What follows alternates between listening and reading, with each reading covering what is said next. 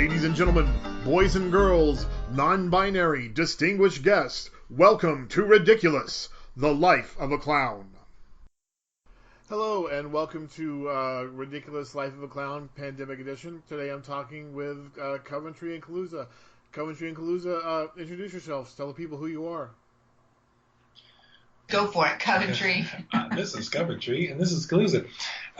We are Coventry and Kaluza. We met 17 years ago. We met 18 years ago in clown school. Almost, yeah. Yeah, 2002 at the Circus Center in San Francisco. At the San Francisco Circus Center, the Clown Conservatoire, run at the time by Jeff Raz and Peggy Ford at his side. So we are of that generation of clowns, and we, out of clown school, got a job right away doing an educational circus show, and we've kind of been doing it ever since, amazingly. Not educational circus shows, but performing together. Yeah, circus and clowning to support our lifestyle. Our lifestyle. Well, that's what Peggy Ford said, to support your lavish vegan lifestyle. In any case, we're pretty proud to be performing artists in the Bay Area who have survived for 18 years now. And that's amazing. That is spectacular. I don't think that's something that a lot of people can say. Even coming out of the Clown Conservatory, I think there's a couple of handfuls of people who have managed to really make it as clowns, and you guys are amongst those. So that's something to be very proud of. So we're in the middle of a pandemic right now. How are you guys spending your days?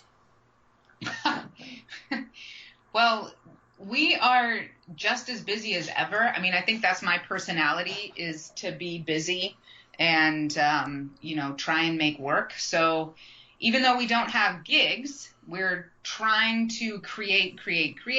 We're making videos. We're doing something we call Clown PE, which is mostly for the kids, just like a, recess, kind of get up, move around, put your book down if you're homeschooling, or don't watch cartoons, but instead move your body, sort of a thing, what you can do indoors. We're also just trying to make creative videos, and we have a backlog of office type of work that needs to be done. So we're using this time to do that as well. And as I mentioned to you before we started this, we recently got a puppy. So this puppy is taking a lot of time. A dog act was always kind of our retirement plan, and we didn't intend to get a dog right now. It just kind of happened. He just fell into our laps.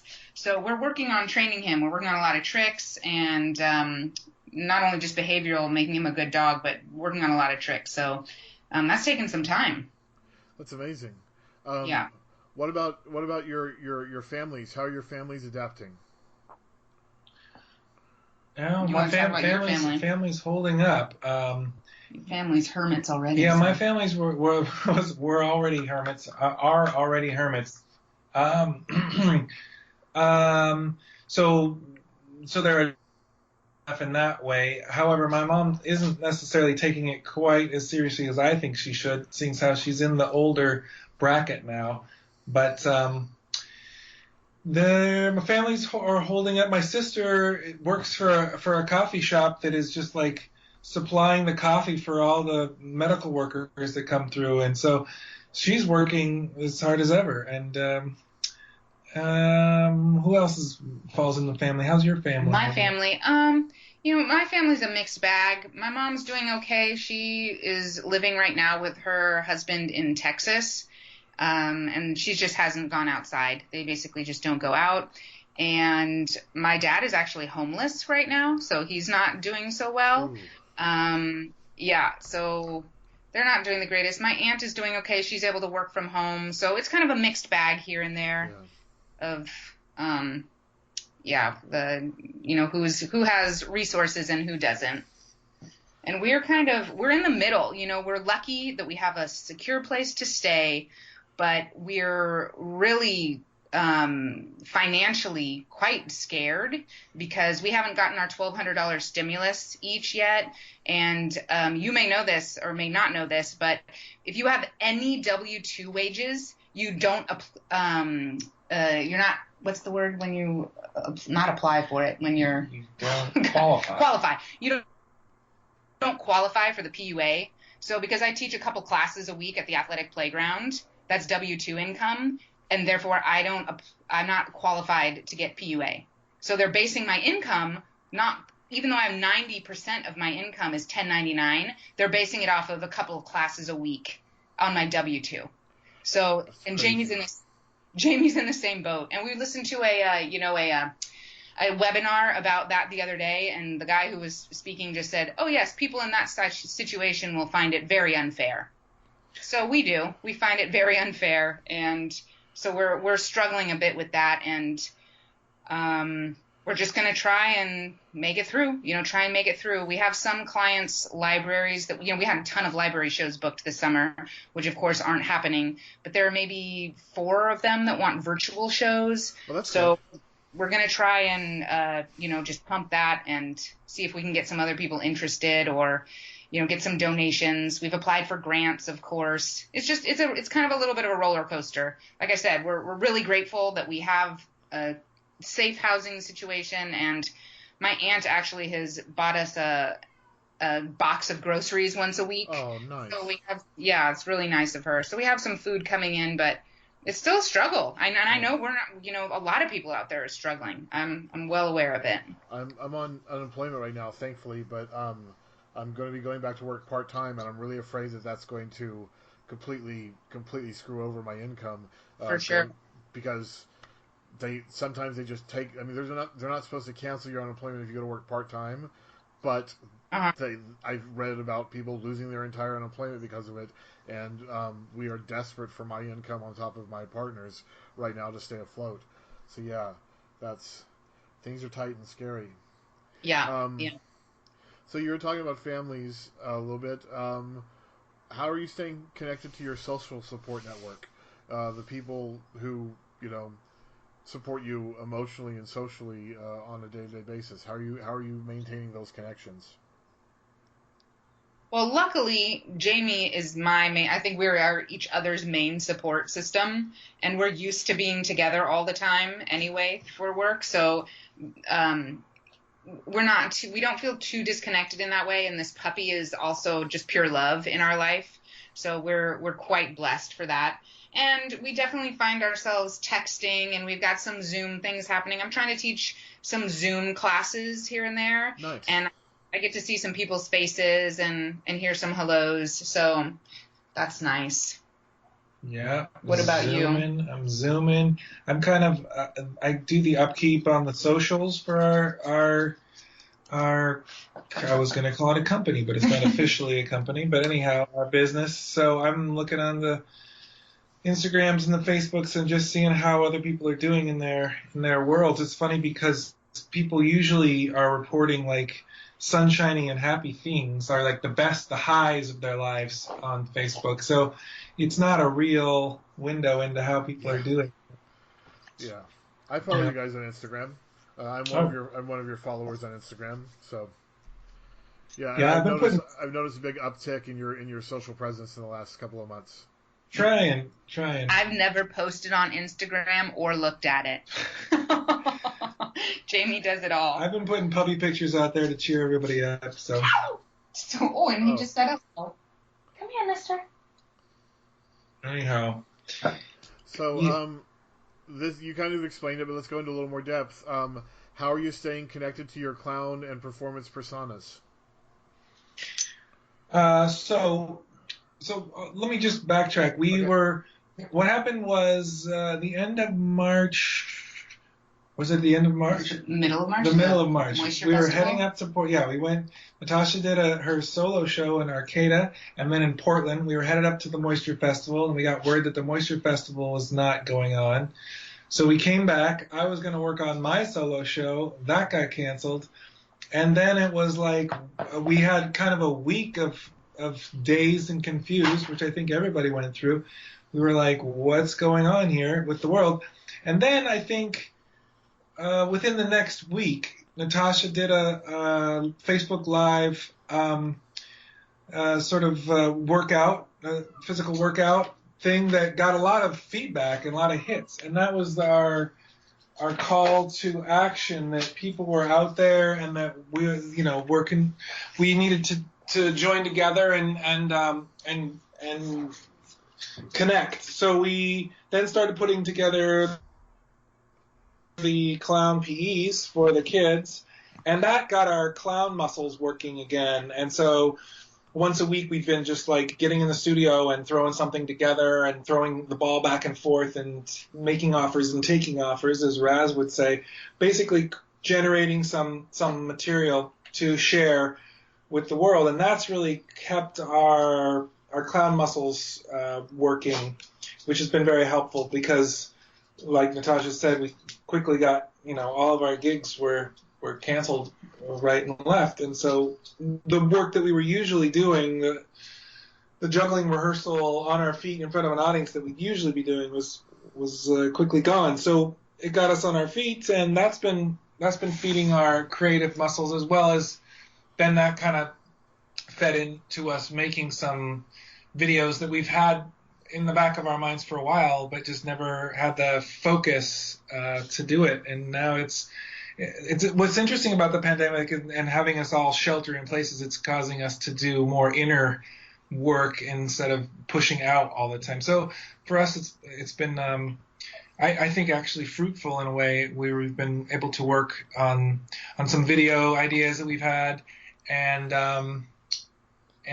get us sharpening that knife as far as getting that up to speed on the tech aspect of it, and getting my hands dirty in iMovie again, and that sort of thing. So yeah, that's been how we've been focusing on our clown work in that regard. Tell me more about Clown PE if you can. Clown PE. Wanna go? You gonna go? No, I thought you might go. So Clown PE, Natasha actually I think came up with that term, and we basically it's a 20 to 30 minute little program. It's kind of like having our own TV show, but we usually start with some sort of a physical warm up. We have a game, and then we have a clown act. And or an acrobatic move, something for kids to work on at home with their families, to get them to do something with their parents, and a game and an acrobatic move and or a clown act that they can work on. We've actually got a really fun little video from a friend of mine who did kind of his son. I want to say he's 6. Anyhow, they basically redid the whole episode that we did. Oh, nice. Yeah. So it was really sweet. We just got a card in the mail, too. We had a joke contest on April Fool's Day, April Fish Day, and somebody submitted a joke, and we said we'd send them a little book of fun and games that we wrote. So we sent that to them, and we just got a thank you card for that in the mail, and that was sweet. That's super sweet. So you're getting good response to the Clown PE? You're getting lots of views and so on? Yeah. A lot, quote, lot. Quote a What's a lot? For some people, it's not a lot if it's not 10,000. So, but yeah, we've had like 400 or 500 views on some of them. I think that's a lot. That sounds like a lot to me. It's fun. It's fun for us. It's fun for us. Yeah, we get to put something out there, and we actually got to be a part of the Circus Center Cabaret last week. So that was also a way to partake of the community. And then we've had a word with Bindlestiff, which is now doing like a Zoom circus once a week, Bindlestiff Circus in New York, so we're possibly going to be a part of that. So there's a lot of variety shows sprouting up that it's interesting. You get to be a part of shows all over the country now from your house. You don't have to drive anywhere, so that's a kind of a silver lining. That's all very cool. All right, I want to take a turn for the more serious and maybe a little more morbid. We're in the middle of a pandemic. everyone is kind of on the brink and a little bit of jeopardy right now. How are you relating to your own mortality in reflection to the state of the world? Well, the older I get and the more personal growth work I've done, I feel like I'm okay to die at any time. Like, I'm living my life. I'm doing what I'm meant to do here on planet Earth. If I go, I'm okay with it. I feel like the planet some parts of the planet are flourishing now with the lack of traffic and cruise ships in the ocean, that that sort of ease up on some of the environmental destruction that we've been doing is good for the planet. So at the same time as I know that there are a lot of people who are hurting and dying, I see that there's a lot of life flourishing as well. So I think I'm just kind of looking at it on this continuum of life and death. And of course, sending all of my love and light to people who are sick, and wishing them the best and their families for good health for everyone, and putting that into the planet as well. It's a strange thing. I have a little bit of a touch of OCD, where I'm the type of person that doesn't have the shoes on in their house and wipes down the surfaces and wipes the handles of the door handles and stuff. I've already liked that. So it's not new for me to kind of be in that realm of taking care of germs in a specific way. So it doesn't feel out of place for me. It doesn't put me out in that way. And I try and take my health very seriously, being in as good as health as I possibly can. At the same time, like I said, I feel like I'm doing the best I can here on planet Earth. And when it's time for me to go, I'll go. Well said. I was a little rambling. Well, we both tend to ramble. I was going to say, another part of the connection with our community is we had a Zoom philosophy night the other night with some other friends, and we kind of just were all talking about this, and then where are we in this time and space. And it's interesting that it's happening in the springtime, because I keep I look at my phone, I see all these bleak numbers, and then I walk outside and all these flowers are blooming and the birds are singing, and this puppy is just filled with joy. So I recommend everyone get a puppy. That'll cheer them up. But other than that, yeah, it is very strange times, and I guess I do feel separated from my family, and that they're 4 hours away and I haven't seen them in a while. So I do want to, as far as getting closure before leaving the planet goes, I mean, if that's where we're going with this conversation, I'd like to maybe see my folks one more time. Oh, shame. Anyhow, yes. So the pandemic's going to end. It's going to take 2 years, but the pandemic's going to end. So assuming we're all still around, what are you going to do when it's done? What is it that you miss that you want to go back out there and do again? Wow, good questions. And then I think also this is something we've been throwing around, wow, this is a chance for us to kind of redefine, or really, slow down and define more sharply. Anyways, just what it is that we want to do, and who we are, and what we've been doing. Part of what we've been doing, I think we kind of just threw together and we're forced to do kind of to pay the bills. And so now that everything's on pause, we're like, wow, what do we really want to be putting out into the world? So I think one of the answers to that is we want to make some more art rather than just entertainment. And kind of we've always liked to mix that line up anyhow, but to be stronger on the art side, whatever that means specifically. I think so. Yeah, we've been having this conversation about how I think outside theater might be one of the first things to come back, because people can sit out, away from each other, distance themselves. So we were gearing up to be a part of Circus Bella this summer. So I think that was something that will happen. Probably one of the first things that we do again, hopefully, would be to be a part of that. troop, and yes.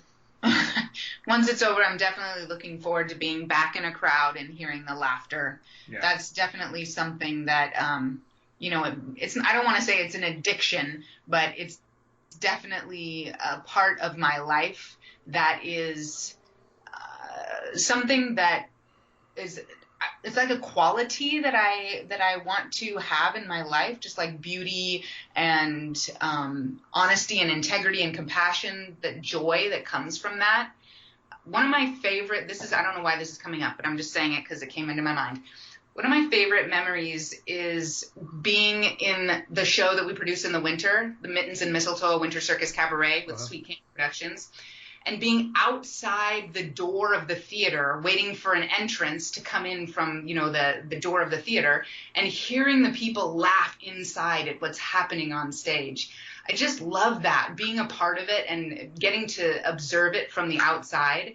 And when I do our show with Jamie, the duo show that we usually do in libraries and fairs and festivals and that sort of a thing, there's a part where I go backstage behind the curtain and he's out front just crushing. Just the audience just can't handle it. Those kids just think he's the funniest thing ever. And that, listening to that is like, it's like medicine, for my soul. Absolutely. Yeah, the Facebook live feed, you get the thumbs up, floating up, and the hearts and stuff, but it's just not quite the same. And then with Zoom, you've got everybody muted.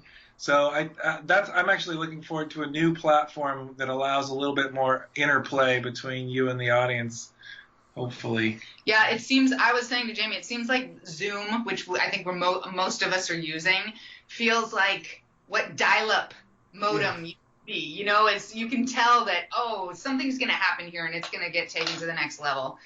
We're all going to be holograms shooting into each other's living rooms or something, because it just seems so archaic in a way, even though it's the cutting edge technology that we're using. And it already seems old-fashioned, yeah. Yeah. Funny. Wonderful. Well, guys, thank you for an excellent conversation. Before I let you go, if people want to find your work, like the Clown PE and so on, where would they go looking for you? Facebook, Coventry and Kaluza on Facebook is where we've been posting the Clown PEs. We do have a YouTube channel. We're going to try and strengthen that YouTube channel. Trying to start bumping that up. And then we're on the Instagrams, and we also have an old-fashioned website, www.coventryandkaluza.com. And we have a newsletter there, and we're going to be sending out when we have, every couple months we'll send something that says, these new videos have dropped, so check them out, kind of a thing. So if you want to follow us there, or if we're having virtual shows, that information will be there. Cool. Well, anything else you'd like to say to the people before I let you go? Stay strong, stay healthy, stay safe, stay silly. Yeah, we love you, people. We love you, too. Thank you, Jamie. Thank you, Natasha. I'll talk to you again soon, okay? All right. Take care, Abraham. Right. Bye-bye. Thank you for joining us today on Ridiculous Life of a Clown. This program, as always, is made possible by your support through our Patreon, which you can find through www.picklewater.com.